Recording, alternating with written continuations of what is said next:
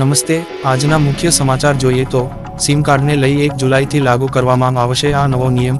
હવે નહીં ચાલે મોબાઈલ યુઝર્સની મનમાની. જો તમે મોબાઈલ યુઝર છો અને સિમ કાર્ડનો ઉપયોગ કરો છો તો તમારે સાવધાન રહેવાની જરૂર છે. Telecom regulatory authority of India એટલે કે ટ્રાઈએ સિમ કાર્ડને લઈને મોટો ફેરફાર કર્યો છે, જે 1 જુલાઈ 2024 લાગુ થવા જઈ રહ્યો છે.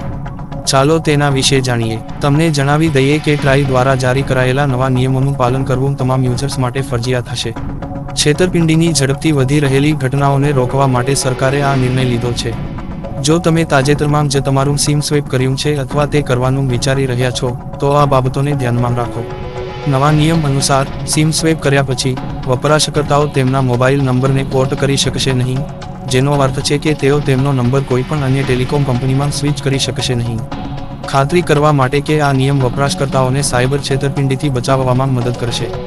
સાયબર છેતરપિંડીના કેસોમાં સ્કેમર્સ વપરાશકર્તાઓને છેતરવા માટે વારંવાર સિમ સ્વેપિંગનો ઉપયોગ કરે છે.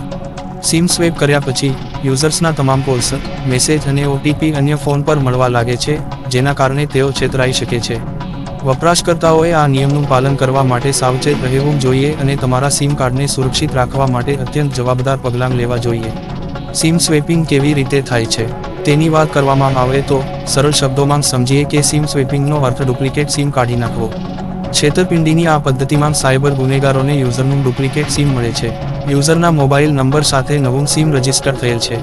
આ પછી યુઝર પાસે હાજર સિમ બંધ થઈ જાય છે અને ઠગ અન્ય સિમ કાઢી લે છે અને અહીંથી ગેમ શરૂ થાય છે. છેતરપિંડી કરનારાઓ તેમના ઉપકરણોમાં તે ડુપ્લિકેટ સિમનો ઉપયોગ કરે છે. છેતરપિંડી કરનારાઓ યુઝરના નંબર પર આવતા કોલ, મેસેજ અને OTPની એક્સેસ મેળવે છે.